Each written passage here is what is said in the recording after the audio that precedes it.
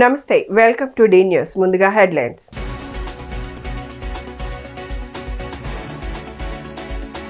Singapore మంత్రితో AP మంత్రుల బృందం భేటీ. రాష్ట్రంలో పెట్టుబడులు, సాంకేతిక రంగాల్లో పరస్పర సహకారంపై కీలక చర్చ.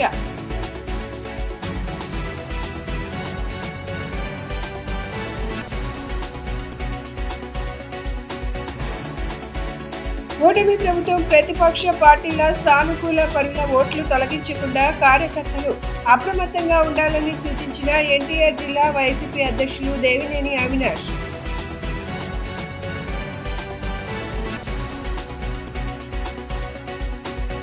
మహిళా రిజర్వేషన్ల విషయంలో బీజేపీ, టీడీపీ వైఖరిని ఖండించిన సిపిఎం రాష్ట్ర కార్యదర్శి శ్రీనివాసరావు ఎటువంటి షరతులు లేకుండా 2029 నాటికి అమలు చేయాలని డిమాండ్. సింగపూర్ మంత్రి గన్ సియో హుయాంగ్తో ఏపీ మంత్రుల బృందం భేటీ అయింది. రాష్ట్రంలో పెట్టుబడులు, మౌలిక వస్తువులు మరియు సాంకేతిక రంగాల్లో పరస్పర సహకారంపై కీలక చర్చలు జరిపింది. స్మార్ట్ సిటీలు, నైపుణ్యాభివృద్ధి మరియు ఆధునిక పరిపాలనలో సింగపూర్ నైపుణ్యాన్ని వినియోగించుకోవడమే లక్ష్యంగా ఈ పర్యటన సానుకూల వాతావరణంలో ముగిసింది. సింగపూర్ పర్యటనలో ఉన్న ఆంధ్రప్రదేశ్ మంత్రుల బృందం మంగళవారం ఆ దేశ విదేశీ వ్యవహారాలు, వాణిజ్య పరిశ్రమల శాఖ మంత్రి గన్ సియో హుయాంగ్తో కీలక భేటీ నిర్వహించింది. భారత హై కమిషనర్ సమక్షంలో జరిగిన ఈ సమావేశంలో మంత్రులు నారాయణ, బీసీ జనార్దన్ రెడ్డి, వంగలపూడి అనిత, అచ్చెన్నాయుడు, సత్యకుమార్ మరియు అనగాని సత్యప్రసాద్ పాల్గొన్నారు. ఈ సందర్భంగా భారత్ సింగపూర్ మధ్య ఉన్న దీర్ఘకాలిక స్నేహ సంబంధాలను, ఆర్థిక భాగస్వామ్యాన్ని మరింత బలోపేతం చేయడంపై ఇరు దేశాల నేతలు సుదీర్ఘంగా చర్చించారు. స్మార్ట్ సిటీల నిర్మాణం, అర్బన్ ప్లానింగ్, వ్యర్థాల నిర్వహణలో సింగపూర్ నైపుణ్యాన్ని వినియోగించుకోవడంతో పాటు ఫిన్టెక్, ఏఐ వంటి సాంకేతిక రంగాల్లో భాగస్వామ్యంపై చర్చలు జరిపారు. అలాగే ఆధునిక పరిపాలనా విధానాలు, సుస్థిర అభివృద్ధిపై శిక్షణ ఇచ్చేందుకు సింగపూర్ ప్రభుత్వం సానుకూలత వ్యక్తం చేయడంతో ఈ పర్యటన భవిష్యత్తులో ఇరు దేశాల మధ్య సంబంధాలను సరికొత్త స్థాయికి తీసుకెళ్తుందని మంత్రులు విశ్వాసం వ్యక్తం చేశారు.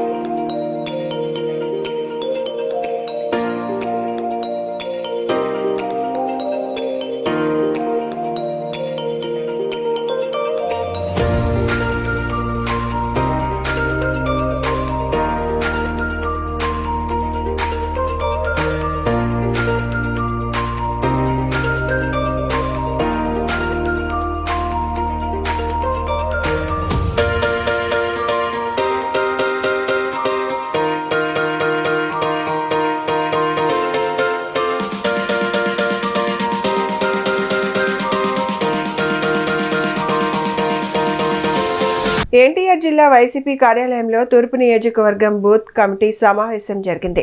ఈ కార్యక్రమంలో వైసీపీ బూత్ కమిటీ రాష్ట్ర అధ్యక్షులు సుధాకర్ రెడ్డి, ఎన్టీఆర్ జిల్లా వైసీపీ అధ్యక్షులు దేవినేని అవినాష్ ముఖ్య అతిథులుగా పాల్గొన్నారు. ఈ సందర్భంగా అవినాష్ మాట్లాడుతూ బూత్ కమిటీ ఏజెంట్లు చేయవలసిన పని, వారి కర్తవ్యాలను వివరించామన్నారు.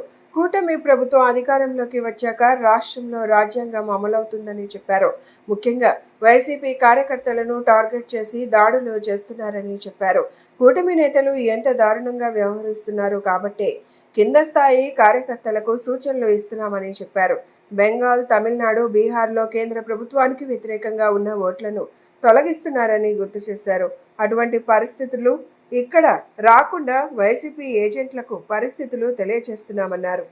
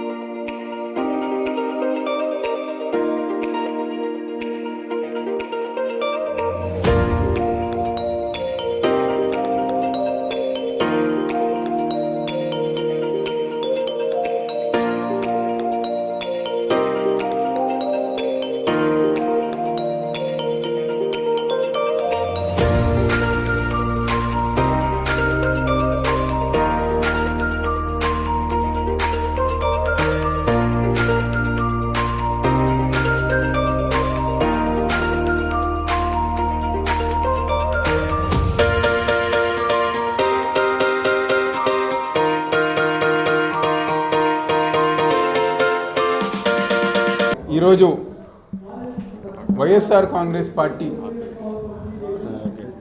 జగన్మోహన్ రెడ్డి గారి యొక్క నాయకత్వంలో ఏదైతే బూత్ స్థాయి నుంచి గల పార్టీని బలోపేతం చేసే విధంగా, అదేవిధంగా స్థానిక సంస్థ ఎన్నికలు ఎప్పుడు వచ్చినా ఎప్పుడు జరిగినా ఆ ఒక ఓటర్ వెరిఫికేషన్ కానివ్వండి, బూత్ లెవెల్ నుంచి బూత్ ఏజెంటు బలంగా ఉండేందుకు సంబంధించి ఈరోజు నియోజకవర్గాల వారీగా అదేవిధంగా జిల్లాల వారీగా సమావేశాలు ఏర్పాటు చేయమని చెప్పని గౌరవనీయులు పెద్దలు జగన్మోహన్ రెడ్డి గారు ఒక ఆదేశాల మేరకు పోయిన వారంలో ఎన్టీఆర్ జిల్లా బూత్ కమిటీ సమావేశం ఏర్పాటు చేసుకోవటం జరిగింది. అదేవిధంగా ప్రతి నియోజకవర్గంలో కూడా బూత్ కమిటీ సమావేశాలు ఏర్పాటు చేసుకుంటున్నాం. దానికి అనుగుణంగా ఈరోజు తూర్పు నియోజకవర్గంలో బూత్ కమిటీ సమావేశం ఏర్పాటు చేసుకోవటం జరిగింది. ఎవరైతే బూత్ లెవెల్ ఏజెంట్స్ ఉన్నారో వాళ్ళందరూ గారు వచ్చి ఆ ఒక ఓటర్ వెరిఫికేషన్ కానివ్వండి, లేకపోతే ఎస్ఐఆర్ ప్రారంభమైనప్పుడు ఒక బూత్ లెవెల్ ఏజెంట్గా చేయాల్సిన కార్యక్రమాలు కానివ్వండి, ప్రతి ఒక్కటి గారు పార్టీ తరఫున ఆ ఒక ఓటర్లకు అందుబాటులో ఉండే విధంగా ఈరోజు ఈ కార్యక్రమం అన్నీ రూపొందించుకోవడం జరుగుతుంది. దీనికి బూత్ కమిటీ రాష్ట్ర అధ్యక్షులు సుధాకర్ రెడ్డి గారు వచ్చి బూత్ లెవెల్ ఏజెంట్ యొక్క కర్తవ్యాలు కానివ్వండి, వాళ్ళు చేసే విధానం అన్నీ గారా వివరిస్తాం జరుగుతుంది. ఎందుకంటే ఈరోజు ఈ రాష్ట్రంలో రెడ్ బుక్ రాజ్యాంగం, ఈ యొక్క కూటమి ప్రభుత్వం అధికారంలోకి వచ్చిన తర్వాత ముఖ్యంగా వైఎస్ఆర్ కాంగ్రెస్ పార్టీ నాయకుల మేర, కార్యకర్తల మేర ఈరోజు వాళ్ళు దాడులు చేస్తమే కాదు, చివరికి ఎంతగా దిగజారిపోతున్నారంటే ఎవరైతే ఓటు వేస్తారో వైఎస్ఆర్ కాంగ్రెస్ పార్టీకి వాళ్ళ ఓటు గారా ఏదో ఒక రకంగా తీసేయాలన్న ఒక ఉద్దేశం, నీచమైన రాజకీయాలు ఈరోజు ఈ కూటమి ప్రభుత్వం ఈ రాష్ట్రంలో చేస్తాను.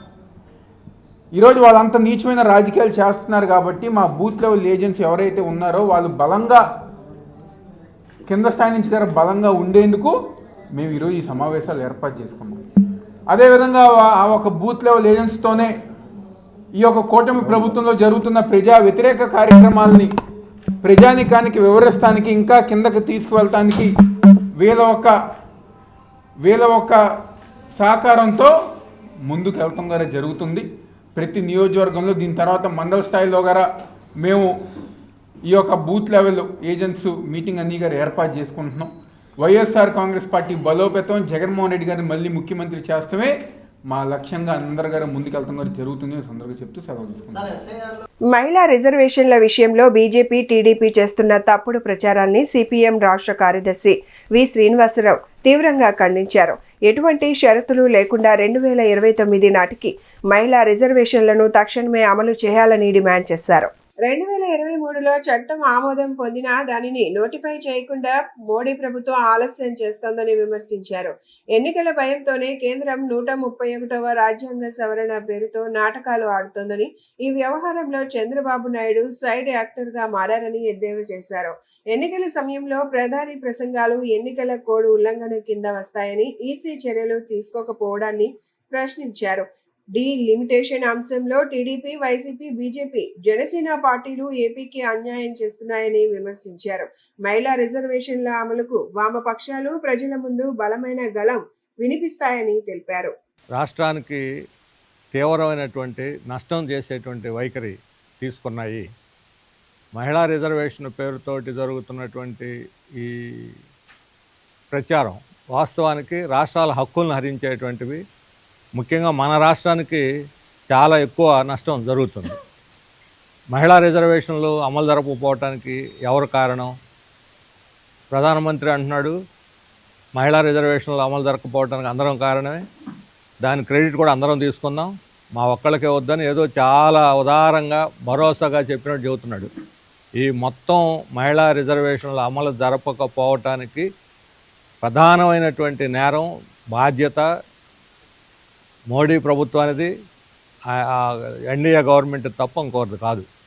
2023లో పార్లమెంటు ఏకగ్రీవంగా ఆమోదించిన తర్వాత ఈ చట్టాన్ని దీన్ని తీసుకుపోయి కోల్డ్ స్టోరేజ్లో పెట్టింది ఎవరు? జరపమని ప్రతిపక్షాలు కోరిని, మా పార్టీ కోరింది ప్రత్యేకంగా 2024 ఎన్నికల్లోనే దీన్ని అమలు జరపాలి అని చెప్పి ఆ రోజు కోరాం. అది కాదు సెన్సస్ రావాలి, డీలిమిటేషన్ జరగాలి అని చెప్పి దాన్ని అడ్డం పెట్టేసి పక్కన పడేశారు. అంటే కేవలం 2024 ఎన్నికల్లో లాభం పొందటం కోసం ఆ రోజు దాన్ని చర్చకు పెట్టి అమలు చేయకుండా కోల్డ్ స్టోరేజ్లో పడేశారు. ఈరోజు మరలా 5 రాష్ట్రాల ఎన్నికలు జరుగుతున్నాయి. అందులో తమిళనాడు, బెంగాల్లో ఈరోజు వాళ్ళ అవసరం వాళ్ళకి అర్థమైంది పోతామని. ఇప్పుడు మహిళల పేరుతోటి ఆకర్షించి ఒక చర్చ చేసి, దేశం అంతా చర్చ చేసి ఆ ఊపులో గెలవాలని చెప్పి ఈ నాటకానికి తెరలేపారు. దీంట్లో మహిళా రిజర్వేషన్ బిల్లు అంశం వేరు, డీలిమిటేషన్ వేరు, నియోజకవర్గాల సంఖ్య వేరు, ఇవన్నీ కలిపి గందరగోళం చేసి కిచిడి చేసి జనాన్ని మొత్తాన్ని కూడా మభ్యపెట్టి మాయ చేయాలనేటువంటి కుట్రకి, నాటకానికి మోడీ తెరలేపాడు. రాష్ట్ర అగ్నిమాపక శాఖ ఆధ్వర్యంలో ఏప్రిల్ 14 నుండి 20 వరకు వారం రోజుల పాటు రాష్ట్ర వ్యాప్తంగా నిర్వహించిన అగ్నిమాపక వారోత్సవాలు ఘనంగా ముగిశాయని అగ్నిమాపక శాఖ అడిషనల్ డైరెక్టర్ జి శ్రీనివాసరావు తెలిపారు. అగ్ని ప్రమాదాలు జరిగినప్పుడు ప్రాణ మరియు ఆస్తి నష్టాన్ని ఎలా తగ్గించుకోవాలి, ఎలాంటి జాగ్రత్తలు తీసుకోవాలి అనే విషయంపై ప్రజలకు విస్తృతంగా అవగాహన కల్పించడం ఈ వారోత్సవాల ప్రధాన ఉద్దేశమని చెప్పారు. స్థానిక బందర్ రోడ్లోని పీవీపీ షాపింగ్ మాల్లో అగ్నిమాపక శాఖ ఆధ్వర్యంలో మాక్ డ్రిల్ నిర్వహించారు. ఈ సందర్భంగా అడిషనల్ డైరెక్టర్ జి శ్రీనివాసరావు మాట్లాడుతూ, షాపింగ్ మాల్ వాణిజ్య సముదాయాలలో అగ్ని ప్రమాదాలపై భద్రతా చర్యలపై మాక్ డ్రిల్ చేపట్టామన్నారు. అగ్ని ప్రమాదాలు జరిగినప్పుడు ప్రాణ మరియు ఆస్తి నష్టాన్ని ఎలా తగ్గించుకోవాలి, ఎలాంటి జాగ్రత్తలు తీసుకోవాలి అనే విషయాలపై ప్రజలకు విస్తృతంగా అవగాహన కల్పించడం ఈ వారోత్సవాల ప్రధాన ఉద్దేశమని చెప్పారు. పాఠశాల విద్యార్థుల్లో అగ్ని భద్రతపై చైతన్యం పెంపొందించేందుకు వ్యాస రచన పోటీలు నిర్వహించి విజేతలకు బహుమతులు అందజేసినట్లు పేర్కొన్నారు. అగ్నిమాపక శాఖలో సాంకేతిక అభివృద్ధికి కూడా ప్రాధాన్యత ఇస్తున్నామని, 55 మీటర్ల టర్న్ టేబుల్ ల్యాండర్స్ వంటి ఆధునిక పరికరాలను ఇప్పటికే అందుబాటులోకి తీసుకొచ్చామని చెప్పారు. భవిష్యత్తులో ప్రమాదకర పరిస్థితుల్లో వేగవంతమైన సహాయక చర్యల కోసం డ్రోన్లు, రోబోటిక్ సాంకేతికతను కూడా వినియోగంలోకి తీసుకురావడానికి చర్యలు తీసుకుంటున్నామని తెలిపారు. ప్రత్యేకంగా ఆసుపత్రుల్లో, పరిశ్రమల్లో ఎలక్ట్రికల్ షార్ట్ సర్క్యూట్లు, ఆక్సిజన్ సంబంధిత ప్రమాదాలను నివారించేందుకు ప్రత్యేక జాగ్రత్తలు తీసుకోవడంపై శాఖ దృష్టి సారించిందన్నారు.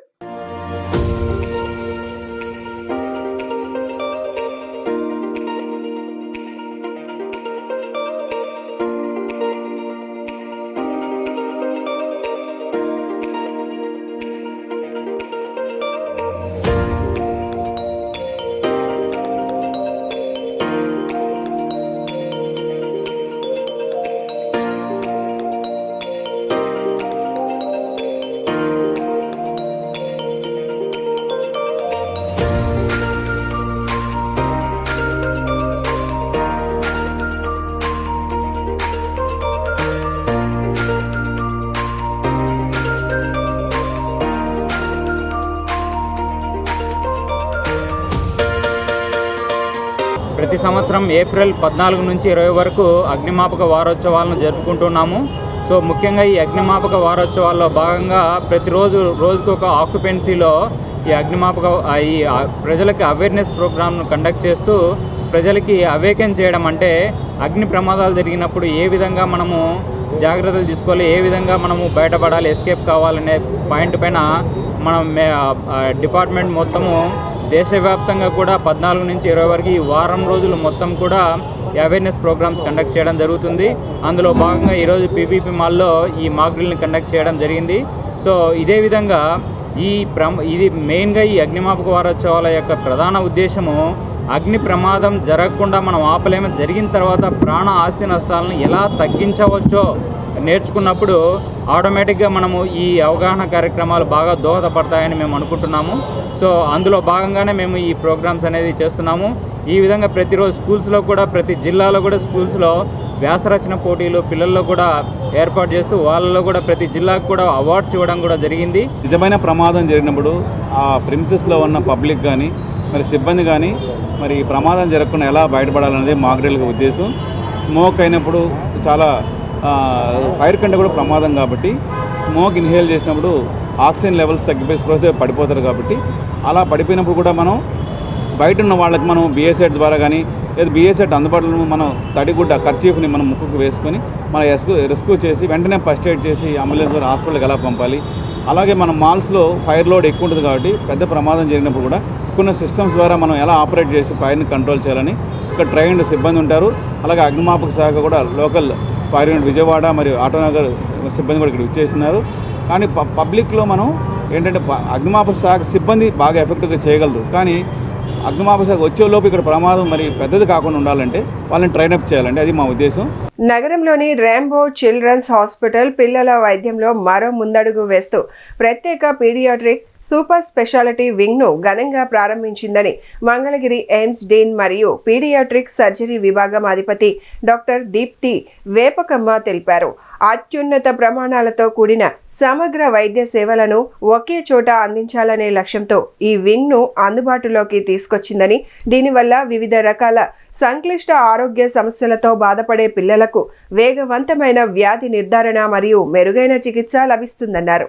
రెయిన్బో చిల్డ్రన్స్ హాస్పిటల్లో ప్రత్యేక పీడియాట్రిక్ సూపర్ స్పెషాలిటీ వింగ్ను మంగళగిరి ఎయిమ్స్ డీన్ మరియు పీడియాట్రిక్ సర్జరీ విభాగం అధిపతి డాక్టర్ దీప్తి వేపకమ్మ ప్రారంభించారు. ఈ సందర్భంగా ఆమె మాట్లాడుతూ క్లిష్టమైన కేసులను సమర్థవంతంగా నిర్వహించడానికి ఇటువంటి సమీకృత సూపర్ స్పెషాలిటీ వింగ్స్ ఎంతో అవసరమని, ఆధునిక పీడియాట్రిక్ కేర్ను ఒకే చోట అందించడం అభినందనీయమని పేర్కొన్నారు. ఈ నూతన విభాగంలో నిపుణులైన వైద్యులు అందుబాటులో ఉన్నారని, పీడియాట్రిక్ హెమటో ఆంకాలజీలో డాక్టర్ వీణా అకినేని క్యాన్సర్ మరియు బోన్ మ్యారో సమస్యలకు చికిత్స అందిస్తారన్నారు. పీడియాట్రిక్ న్యూరాలజీలో డాక్టర్ శ్రీకాంత్ దోమల వీడియో ఈఈజీ వంటి ఆధునిక పరీక్షల ద్వారా మెదడు సంబంధిత సమస్యలను పర్యవేక్షిస్తారన్నారు. పీడియాట్రిక్ నెఫ్రాలజీలో డాక్టర్ పూజా జీ మూత్రపిండాల వ్యాధులు మరియు డయాలసిస్ సేవలు అందిస్తారన్నారు. అలాగే పీడియాట్రిక్ గ్యాస్ట్రో ఎంట్రాలజీ అండ్ హెపటాలజీలో డాక్టర్ వైభవ్ వెంకటేష్, పీడియాట్రిక్ సర్జరీలో డాక్టర్ శివసత్య ప్రసూన్కి తమ సేవలు అందించనున్నారని చెప్పారు. ఈ వింగ్ ప్రత్యేకతల్లో భాగంగా పిల్లల కోసం ప్రత్యేకమైన సిఆర్ఆర్టీ మిషన్, ఆధునిక ఒలింపియన్ ఎండోస్కోపీ యూనిట్ మరియు పిఐసియు నిపుణుల నిరంతర పర్యవేక్షణ ఉండనున్నాయని చెప్పారు. అనంతరం యూనిట్ హెడ్ మిస్టర్ ఎన్ శివరామకృష్ణ మాట్లాడుతూ ఆంధ్రప్రదేశ్ రాష్ట్రంలోని అన్ని రకాల పీడియాట్రిక్ సూపర్ స్పెషాలిటీ సేవలను ఒకే గొడుగు కింద అందిస్తున్న మొట్టమొదటి ఆసుపత్రిగా రెయిన్బో నిలిచిందని గర్వంగా ప్రకటించారు. అనంతరం clinical director doctor Ram Prasad మాట్లాడుతూ పిల్లల ఆరోగ్య సమస్యలపై త్వరితగతిన వైద్య నిర్ణయాలు తీసుకోవడానికి ఈ ఏకీకృత వ్యవస్థ ఎంతగానో తోడ్పడుతుందని వివరించారు. రెయిన్బో నెట్వర్క్ దేశవ్యాప్తంగా 9 నగరాల్లో 23 ఆసుపత్రులు మరియు 5 క్లినిక్లను కలిగి ఉండి శిశు మరియు మహిళా వైద్యంలో అగ్రగామిగా కొనసాగుతోందన్నారు. Today, Rainbow Children's Hospital marks a very special day. We have started all the pediatric subspecialties, although it has been running. Officially, we have started it as today under one roof. All over AP lo, Rainbow Children's Hospital, Vijayawada lo, this is the first time in all over AP, ekkada under one roof, all the pediatric subspecialties ekkada live. And to mark this occasion, we have Dr. Deepthi ma'am, AIMS Dean, AIMS Mangalagiri Dean madam. Thank you for joining for this and opening for this, madam. Thank you very much.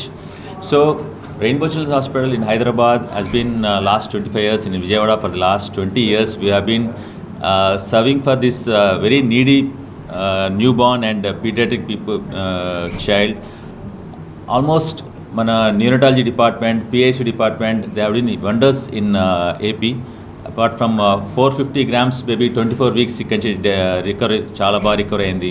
80% బర్న్స్తో child survive బయటికి వెళ్ళారు. అట్లా చాలా ఎన్నో ఒక 700 grams 800 grams బేబీకి face maker పెట్టాం. ఇవన్నీ కూడా రెయిన్బో చిల్డ్రన్స్ హాస్పిటల్ ఇప్పటివరకు చేసిన ఎన్నో అద్భుతాల్లో ఒకటి విజయవాడలో.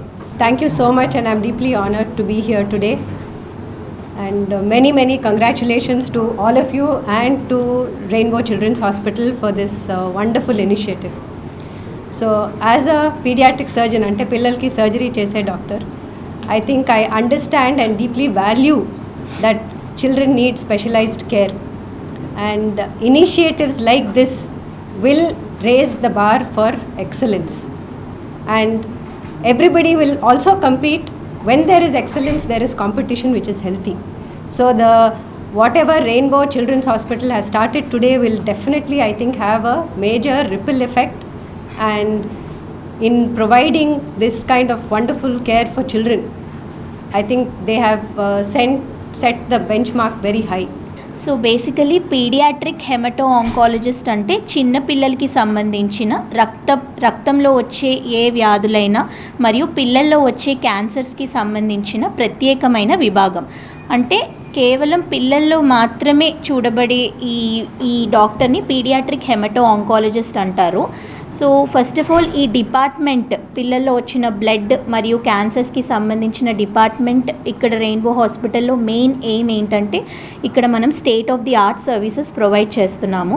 ఫస్ట్ ఎందుకు అసలు పీడియాట్రిక్ హెమటో ఆంకాలజిస్ట్ని ఎందుకు సంప్రదించాలి అంటే ఎటువంటి రక్తంలో వచ్చిన ఎటువంటి ప్రాబ్లమ్స్ అయినా బ్లడ్ ప్రాబ్లమ్స్ అంటే రక్తహీనత, బాగా పిల్లలు పాలిపోయినట్టు అనిపించిన, విపరీతంగా రక్తం తగ్గిపోతున్నట్టు, మందులు వాడినా పదే రక్తం తగ్గిపోతున్నట్టు అనిపించిన, రక్తము ఫ్రీక్వెంట్గా ఎక్కించుకోవాల్సిన అవసరం పడుతున్నా కానీ రక్తం విరిగిపోయి జాండీస్ లాగా వచ్చి రక్తం కూడా తగ్గుతున్నట్టు అంటే sickle cell anaemia, thalassaemias, haemolytic anaemias ఇలాంటివన్నిటికీ కూడా ఇక్కడ కేర్ ఇవ్వబడుతుంది.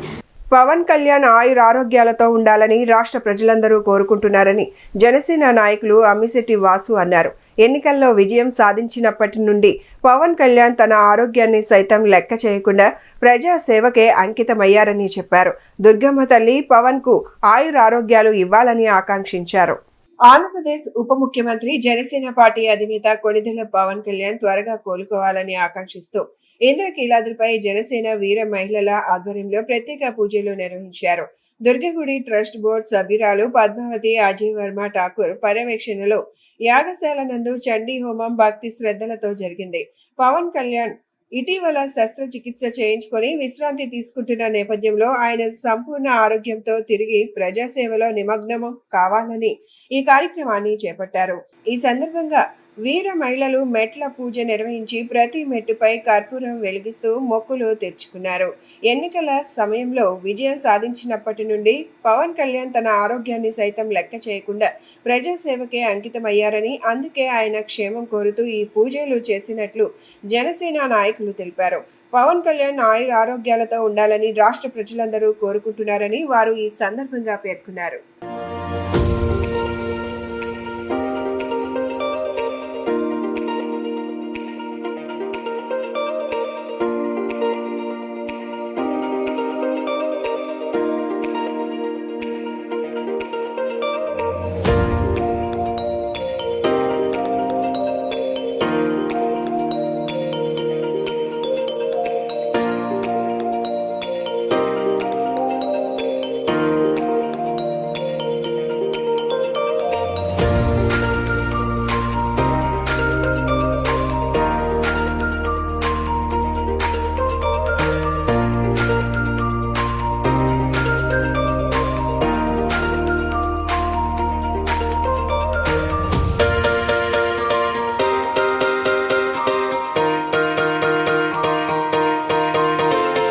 ప్రభుత్వ పాఠశాలలు అంటే కేవలం చదువు మాత్రమే కాదు, క్రీడల్లోనూ మేటి అని నిరూపిస్తున్నారు విజయవాడ విద్యార్థులు.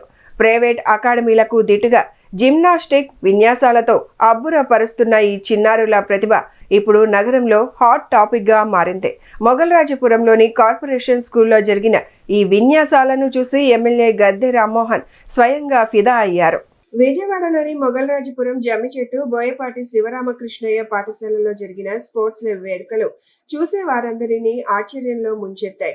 సాధారణంగా ఖరీదైన జిమ్నాస్టిక్ సెంటర్లో కనిపించే కఠినమైన విన్యాసాలను ఈ ప్రభుత్వ పాఠశాల చిన్నారులు ఎంతో సునాయాసంగా ప్రదర్శించి అందరినీ అబ్బురపరిచారు. పాఠశాల హెడ్ మాస్టర్ సహకారంతో పిడి రాజ్ కుమార్ ప్రత్యేక శ్రద్ధ తీసుకొని ఈ విద్యార్థులను తీర్చిదిద్దారు. ఈ కార్యక్రమానికి ముఖ్య అతిథిగా విచ్చేసిన ఎమ్మెల్యే గద్దె రామ్మోహన్ విద్యార్థుల ప్రతిభను చూసి ఆనందం వ్యక్తం చేశారు. ఒకప్పుడు సర్కస్ లో మాత్రమే ఇలాంటి విన్యాసాలు చూసేవాళ్లమని, ఇప్పుడు మన ప్రభుత్వ పాఠశాల పిల్లలు ఇవి చేయడం గర్వ కారణమని ఆయన కొనియాడారు. ముఖ్యమంత్రి చంద్రబాబు నాయుడు, ఉప ముఖ్యమంత్రి పవన్ కళ్యాణ్, మంత్రి లోకేష్ నేతృత్వంలోని కూటమి ప్రభుత్వం ప్రభుత్వ పాఠశాలలను బలోపేతం చేసేందుకు కృషి చేస్తోందని ఎమ్మెల్యే తెలిపారు. ముఖ్యంగా అమ్మ స్వచ్ఛంద సంస్థ వంటి సంస్థల సహకారం ఈ విద్యార్థుల ఎదుగుదలకు ఎంతో తోడ్పడుతోందని, ఇదే తరహాలో ప్రతి స్కూల్లోనూ క్రీడలకు ప్రాధాన్యత ఇవ్వాలని ఆయన ఆకాంక్షించారు.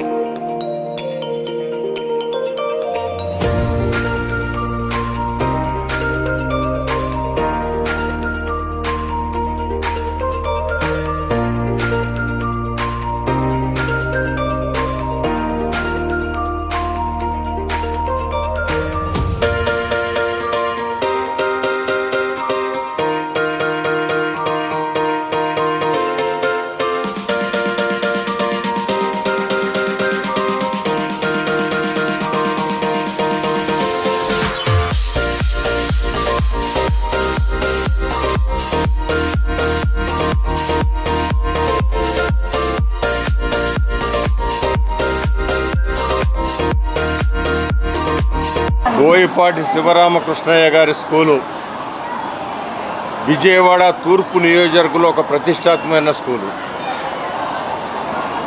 దీనికి పురాతన నుంచి కూడా ఒక ప్రత్యేకత ఉన్న అమ్మ కళ్యాణ మండపం వారు ఆ రోజు నారా చంద్రబాబు నాయుడు గారు ఇచ్చిన పిలుపుకి స్పందించి 2014-19లో అవకాశం ఉన్న వాళ్ళు మీ సమీపంలో ఉన్న విద్యా సంస్థలను దత్తత తీసుకుని పిల్లలకి మంచి వాతావరణం క్రియేట్ చేయండి అని చెప్పి ఆయన ముఖ్యమంత్రిగా 2014-19లో ఒక పిలిపిస్తే మొట్టమొదటిగా స్పందించిన సంస్థ అమ్మ కళ్యాణ వారు, అంటే అమ్మ సంస్థ, Andhra motor merchants association.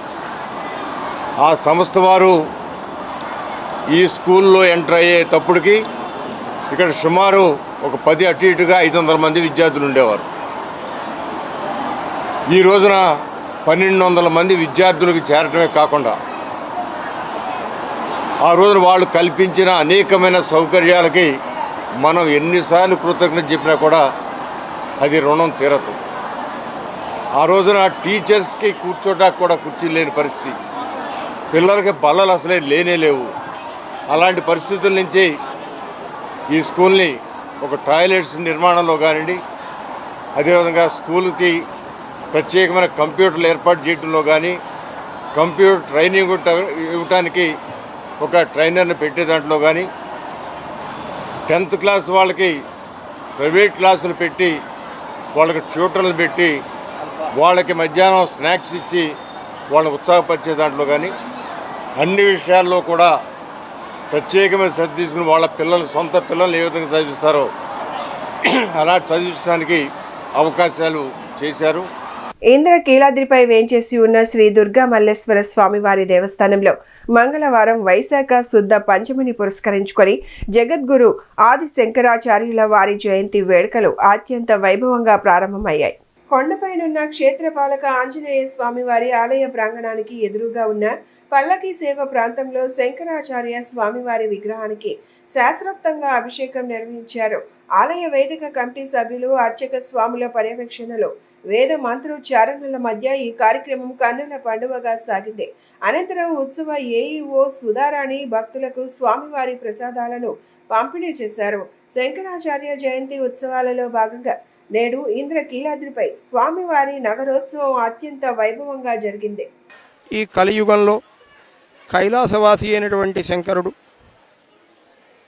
Shankara ఆచార్యులుగా అవతరించి లోకాన్ని అనుగ్రహించడం కోసం చాలా విశిష్టమైనటువంటి జ్ఞానాన్ని ఉపదేశం చేశారు.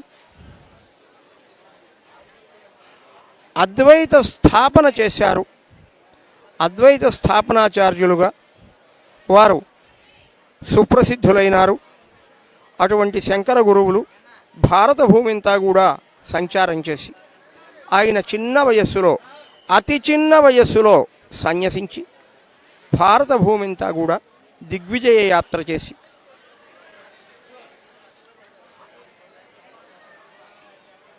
అనేకములైనటువంటి పాషండ మతాలను ఖండన చేసి అద్వైత మత స్థాపన చేసి ఆ మహానుభావులు లోకంలో భగవంతుణ్ణి గూర్చి సమస్త భక్త బృందానికి కూడా లోకానికంతటికీ కూడా ఉపదేశం చేశారు. అద్వైత సిద్ధాంతాన్ని పరిపూర్ణంగా అనుగ్రహించినటువంటి పూర్వం కృతాది యుగాల నుండి ఉన్నటువంటి ఏ దివ్యమైనటువంటి అద్వైత సిద్ధాంతం ఉన్నదో ఆ అద్వైత సిద్ధాంతాన్ని పునరుద్ధరించి లోకాన్ని కాపాడినటువంటి మహానుభావులు అటువంటి ఆ శంకరాచార్య స్వామి వారి యొక్క జన్మదినం ఈరోజు వైశాఖ శుద్ధ పంచమి. ఉపాధ్యాయులకు రావాల్సిన పెండింగ్ ఆర్థిక బకాయిలను ప్రభుత్వం వెంటనే విడుదల చేయాలని పీఆర్టీయూ ఎన్టీఆర్ జిల్లా అధ్యక్షులు షేక్ నవాబ్ జానీ ప్రధాన కార్యదర్శి రాఘవరాజు డిమాండ్ చేశారు. ప్రభుత్వం తక్షణమే స్పందించకపోతే రాష్ట్ర వ్యాప్తంగా ఆందోళనలను మరింత ఉధృతం చేస్తామని హెచ్చరించారు. ఉద్యోగ ఉపాధ్యాయ పెన్షనర్ల అపరిష్కృత సమస్యల సాధన కోసం పీఆర్టీయూ రాష్ట్ర నాయకత్వం పిలుపులో భాగంగా రాష్ట్ర వ్యాప్తంగా అన్ని జిల్లాల్లో ధర్నా కార్యక్రమాలు జరుగుతున్నాయి. ఎన్టీఆర్ జిల్లా కమిటీ ఆధ్వర్యంలో ధర్నా చౌక్లో ధర్నా నిర్వహించారు. ఈ కార్యక్రమంలో పీఆర్టీయూ ఎన్టీఆర్ జిల్లా అధ్యక్షుడు షేక్ నవాబ్ జానీ, ప్రధాని కార్యదర్శి రాఘవరాజు పాల్గొని మాట్లాడుతూ నూతన పీఆర్సీ కమిటీని నియమించాలని, 30% మధ్యంతర భృతి ప్రకటించాలని, ఉపాధ్యాయుల ఏక సర్వీస్ రూల్స్ అమలు చేయాలని కోరారు. ప్రభుత్వం తక్షణమే స్పందించకపోతే రాబోయే రోజుల్లో రాష్ట్ర వ్యాప్తంగా ఉద్యమిస్తామని హెచ్చరించారు. మరి ఈరోజు ఉద్యోగ ఉపాధ్యాయ అదేవిధంగా పెన్షనర్లకు సంబంధించినటువంటి మరి అపరిష్కృతమైనటువంటి సమస్యల పరిష్కారానికై రాష్ట్ర వ్యాప్తంగా ఉన్నటువంటి 26 జిల్లా కలెక్టర్ కార్యాలయాల ఎదుట మరి ఈరోజు ధర్నాని నిర్వహిస్తూ ఉన్నాం. ఈ ధర్నాలో భాగంగా ఈరోజు కనుక 21వ తేదీన మరి ధర్నాన్ని పిలిపించాం. ఈ ధర్నాన్ని విజయవంతం చేస్తున్నాం. 26 జిల్లా కలెక్టర్ కార్యాలయం ఎదుట పెద్ద ఎత్తున ధర్నా చేస్తూ ఉన్నాం. అదేవిధంగా 25వ తేదీన రాష్ట్ర వ్యాప్తంగా ఉన్నటువంటి పీఆర్టీ శ్రేణులన్నీ కూడా మరి ఇదే వేదిక మీద మరి చలో విజయవాడ కార్యక్రమాన్ని నిర్వహిస్తూ ఉన్నాం.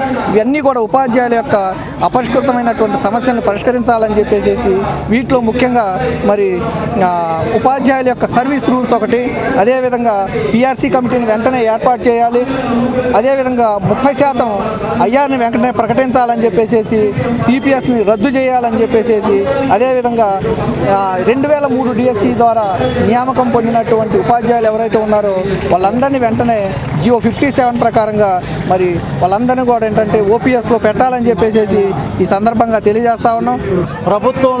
ప్రభుత్వము చాచివేత ధోరణిలో భాగంగా ఉద్యోగ ఉపాధ్యాయ పెన్షనర్లకు రావాల్సినటువంటి బకాయిలు వెంటనే చెల్లించాలని ప్రభుత్వాన్ని ఈ సందర్భంగా మేము డిమాండ్ చేస్తున్నాం.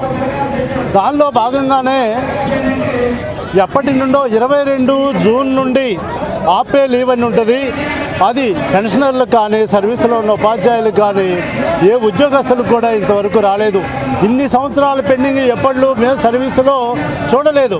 కాబట్టి ఆపే లీవ్ని వెంటనే చెల్లించాలని మేము డిమాండ్ చేస్తున్నాం.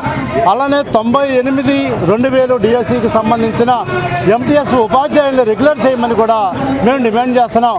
అలానే గురుకుల మోడల్ కస్తూరిబా పాఠశాలలో పనిచేస్తున్నటువంటి ఉపాధ్యాయుల్ని వెంటనే రెగ్యులర్ చేయాలని కూడా డిమాండ్ చేస్తున్నాం. కేంద్రంలోని పారిశ్రామిక ప్రాంతమైన నోయిడా కార్మికుల పోరాట స్ఫూర్తితో రాబోయే మేడేను నిర్వహించుకుందామని కేంద్ర కార్మిక సంఘాలు నిర్ణయించాయి. గాంధీనగర్ ప్రెస్ క్లబ్లో శ్రామిక హక్కుల పోరాట సమితి రాష్ట్ర కమిటీ ఆధ్వర్యంలో రౌండ్ టేబుల్ సమావేశం జరిగింది. ఈ సందర్భంగా రాష్ట్ర కార్యదర్శి ఆర్ రఘు మాట్లాడుతూ నోయిడా కార్మికుల వేతనాల పెంపు కోసం జరుగుతున్న పోరాటాన్ని అణచివేయాలని ప్రయత్నాలు జరుగుతున్నాయన్నారు. కార్మికుల పోరాటంపై తప్పుడు ఆరోపణలు చేసి దాన్ని అణచివేయడం సరైంది కాదన్నారు. రాబోయే మేడే రోజున అన్ని కార్మిక సంఘాలు నోయిడా కార్మికులకు మద్దతుగా నిలవాలని పిలుపునిచ్చారు. అక్కడికి వచ్చి వీళ్ళకి మద్దతు పలుకుతున్న పేరు మీద లేదా వీళ్ళ సమస్యల్ని ఎలుగెత్తి చాటుతున్న మజ్దూర్ బిగులు అనే పత్రిక మీద, ఆ పత్రిక సంపాదకుల మీద, దాని నిర్వాహకుల మీద చాలా పెద్ద దాడి. ఇదంతా వాళ్ళు ఏ రకంగా పోలీసులు కుకప్ చేస్తున్నారంటే వీళ్ళంతా ఉగ్రవాదులని చెప్పడానికి చేసే ప్రయత్నాలన్నీ సాధారణ విషయాలు. ఇప్పుడు మజ్దూర్ బిగులు కానీ లేకపోతే రకరకాల సంస్థలు కానీ అందరూ కూడా ఓపెన్గా పనిచేస్తున్నారు, యూనియన్లు ఉన్నాయి. కానీ వీళ్ళు ఉగ్రవాదులనే పేరు మీద ఆ రకంగా దేశాన్ని ఒప్పింపజేసుకుని వాళ్ళ మీద చేస్తున్న దాడిని సమర్థించుకోవడానికి ప్రయత్నాలు జరుగుతున్నాయి. అసలు వాళ్ళు కనీస వేతనాలు అడుగుతున్న కార్మికులు లక్షల మంది రోడ్డు మీదకి వస్తున్నారు. దాన్ని డైవర్ట్ చేసి ఇదేదో ఎవరో రెచ్చగొడితే చేస్తున్నారనే పద్ధతిలో దీన్ని చేసే ప్రయత్నం చేస్తున్నారు. అలాగే రెండో విషయం ఏంటంటే, వాస్తవంగా ఇప్పుడు లేబర్ కోడ్స్ అనే కేంద్ర ప్రభుత్వం తీసుకొచ్చింది. ఈ రోజున భారతదేశంలో ముఖ్యంగా కేంద్ర ప్రభుత్వం ఎమర్జెన్సీని ప్రకటించకుండా అంతకన్నా ఘోరమైనటువంటి నిర్బంధాన్ని సాగిస్తుంది.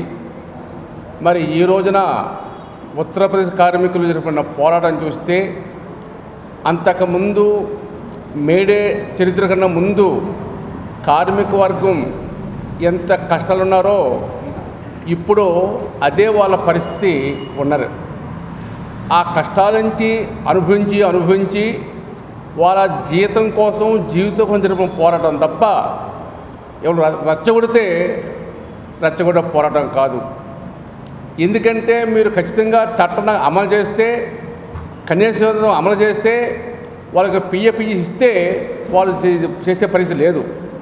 పూర్తిగా కాంట్రాక్ట్ కార్మికుల్ని కంపెనీ యాజమాన్యాలకి బానిసలుగా చేసి ఒక రకంగా చేసే దీన్ని బాధపడి చేసిన తిరుగుబాటు తప్ప ఇంకోటి కానే కాదు. పెండింగ్ లో ఉన్న మున్సిపల్ కార్మికుల జీతాలను తక్షణమే చెల్లించాలని municipal works and employees union నాయకుడు దోనేపూడి కాశీనాథ్ డిమాండ్ చేశారు. రాష్ట్రానికి స్వచ్ఛాంధ్ర వంటి ప్రతిష్టాత్మక అవార్డులు తీసుకొచ్చే కార్మికులను ప్రభుత్వం పూర్తిగా నిర్లక్ష్యం చేయడం దుర్మార్గమని విమర్శించారు. ప్రభుత్వం వెంటనే స్పందించి పెండింగ్ లో ఉన్న జీతాలను విడుదల చేయాలని, లేని పక్షంలో ఇప్పటికే జరుగుతున్న ధర్నాను మరింత ఉధృతం చేసి పెద్ద స్థాయిలో ఆందోళనలు చేపడతామని హెచ్చరించారు. మున్సిపల్ కార్మికులు మార్చి నెల జీతాలను తక్షణమే చెల్లించాలని డిమాండ్ చేస్తూ ధర్నా చౌక్ లో పెద్ద ఎత్తున నిరసన కార్యక్రమం నిర్వహించారు. ఈ సందర్భంగా యూనియన్ నాయకుడు దోనేపూడి కాశీనాథ్ మాట్లాడుతూ, మున్సిపల్ కార్మికులు నగర పరిశుభ్రత కోసం పగలు రాత్రి శ్రమిస్తున్నప్పటికీ వారికి కనీస వేతనాలు కూడా సమయానికి అందకపోవడం బాధాకరమని అన్నారు. కష్టపడి పనిచేసే కార్మికులకు సమయానికి జీతాలు చెల్లించకపోవడం అన్యాయమని, వారి కుటుంబాలు తీవ్ర ఇబ్బందులు ఎదుర్కొంటున్నాయని ఆవేదన వ్యక్తం చేశారు. ఇప్పటికైనా ప్రభుత్వం తక్షణ చర్యలు తీసుకుని పెండింగ్ జీతాలను విడుదల చేయాలని, లేదంటే రాష్ట్ర వ్యాప్తంగా పెద్ద ఎత్తున ఆందోళనలు చేపట్టడానికి సిద్ధంగా ఉన్నామని స్పష్టం చేశారు. 60,000 మంది మున్సిపల్ కార్మికులు రోడ్డెక్కారు. కారణం ఈరోజు జీతాలు ఇవ్వాలి అని చెప్పి. అంటే 21వ తారీఖు వచ్చింది, ఇంతవరకు జీతాలు ఇవ్వకుండా కాలయాపన చేసేటువంటి దానికి ప్రభుత్వం ప్రయత్నం చేస్తుంది అని అంటే ఆకలితో అలమటించేటువంటి పరిస్థితి మున్సిపల్ కార్మికులకి తీసుకొచ్చేటట్టయితే రాబోయే కాలంలో పరిణామాలు తీవ్రంగా ఉంటాయని చెప్పి హెచ్చరించడానికే ఈరోజు పని బంద్. రాష్ట్రంలో మొత్తం కార్మికులందరూ కూడా వీధుల్లోకి వచ్చారు. విజయవాడ నగరంలో 20% మించి, అంటే అది పర్మనెంట్ కార్మికులు కలిపి 20% మించి ఈరోజు ఆఫ్కాస్ 100% ఈరోజు సమ్మెలో ఉన్నారు. అంటే పని బంద్లో ఉన్నారు. దీన్ని బట్టి అర్థం చేసుకోవాలి ప్రభుత్వం. అద్దెలు ఎలా కట్టాలి, కరెంటు బిల్లు ఎలా కట్టాలి, పిల్లల ఫీజులు ఎలా కట్టాలి, పరీక్ష ఫీజులు ఎలా కట్టాలి, ఇంట్లో ఏ విధంగా కూడు తినాలి అని చెప్పనేటువంటిది 3 పూట్ల కనీసం 2 పూట్లైనా పిల్లలకి అన్నం పెట్టుకోగలిగినటువంటి పరిస్థితి లేదు అని చెప్పనేటువంటిది అలమటించేటువంటి పరిస్థితుల్లో ఈరోజు రోడ్డు ఎక్కాల్సినటువంటి పరిస్థితి వచ్చింది. అందుకనే ఈరోజు పని బంద్ జరిగింది. నేను చెప్తా ఉన్నా చంద్రబాబు నాయుడు గారికి, నువ్వు రోడ్డు మీద వెళ్తా ఉంటే తట్టు పడతా ఉందంట, ఎలర్జీ వస్తూ ఉందంట, రోడ్లన్నీ నడిపిస్తూ ఉన్నావు, తాగే నీళ్ళని రోడ్డు మీద పారబోయిస్తూ ఉన్నావు ఇదే కార్మికుల చేత. కానీ కార్మికుడికి తాగేదానికి మాత్రం నీటి చుక్క దొరకడంలా ఇదే చంద్రబాబు నాయుడు నీ పాలన తీరు. జీతాలు ఇవ్వవు, నీ తాగే నీళ్ళు ఇవ్వవు, తినడానికి తిండి ఇవ్వవు, ఇదా నువ్వు చేసే పని అని చెప్పనేటువంటి అడుగుతున్నావు. 21వ తారీఖు వస్తే జీతాలు ఇవ్వకుండా ఏం చేయదలుచుకున్నావని చెప్పనేటువంటి అడుగుతున్నాం. మున్సిపల్ మంత్రి పర్యటనలు చేస్తూ ఉన్నాడు, ఫారిన్ ట్రిప్పులు వేస్తూ ఉన్నాడు. ఈ రకమైనటువంటి పరిస్థితుల్లో నీ పాలన ఉంది, ఇది ఎంత మాత్రం కూడా మంచిది కాదని చెప్పదలిచాం. బులెటిన్ ముగించే ముందు హెడ్లైన్స్ మరొకసారి.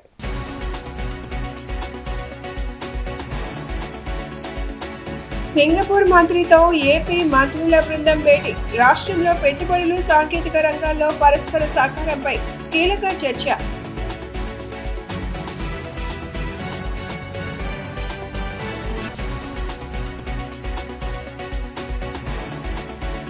కూటమి ప్రభుత్వం ప్రతిపక్ష పార్టీల సానుకూల పరుల ఓట్లు తొలగించకుండా కార్యకర్తలు అప్రమత్తంగా ఉండాలని సూచించిన ఎన్టీఆర్ జిల్లా వైసీపీ అధ్యక్షులు దేవినేని అవినాష్.